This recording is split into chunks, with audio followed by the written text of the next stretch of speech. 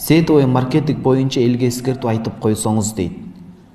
Буга катуу эскертип айтып келебиз, муфтияттан деле жарлык чыккан, баардык түрү арам деп эле.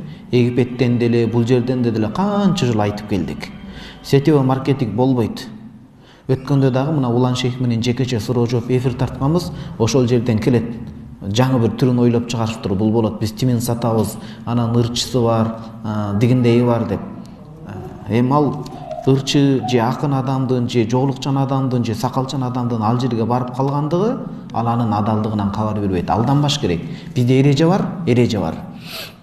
Ар-риджалу ю'рафуна бил-хакаиq лал-хакиqatu bir-rijal. Адамдар акыйкат менен билиниш керек. Адамдын кылып аткан иши мейли ал жоолук салынсын, мейли ал сакал койсун, 10 жолу, 100 жолу муражылыкка барсын, бирок анын кылган иши шариатка дал келсе алынат, болбосо жок. Биздин аброюбуз, кадыр баркыбыз шариатты канчалык колдонуп атабыз, ошончолук гана. Ошончолук гана. Бизде жанагындай түшүнүк болуп калып атат да, ыйманыбыз сырткы нерсеге гана чектелип, ички жакка кирбей атат деген сөз да.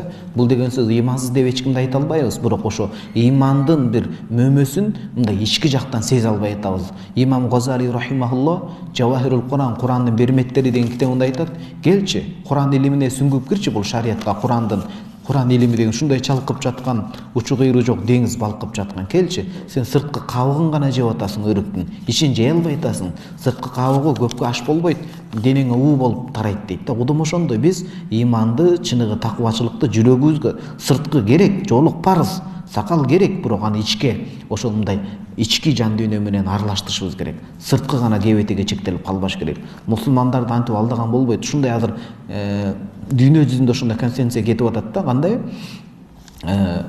Сакал кое бер, УФСге чыга бер. Жеңип койсоң Аллах акбар дейсиң, сажда кыласың деп.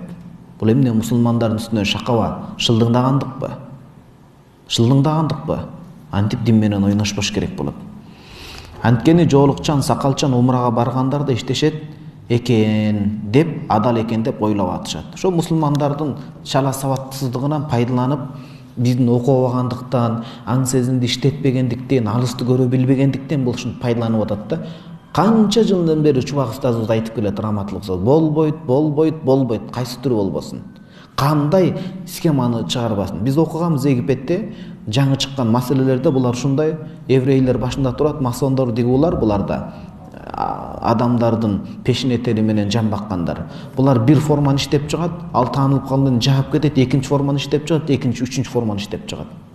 Анан кече гана сетевый маркетингде жүргөндөр бүгүн жоолук салынып, аялдарга сабак өтүп жүрөт да.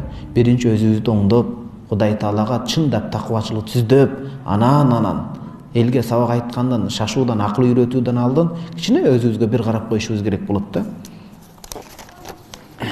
Болбойт сетевый маркетинг кайсы түрү менен. Өткөндө Улан мырзам биз кайсын айттык сетевый маркетингдин акыркы түрүн?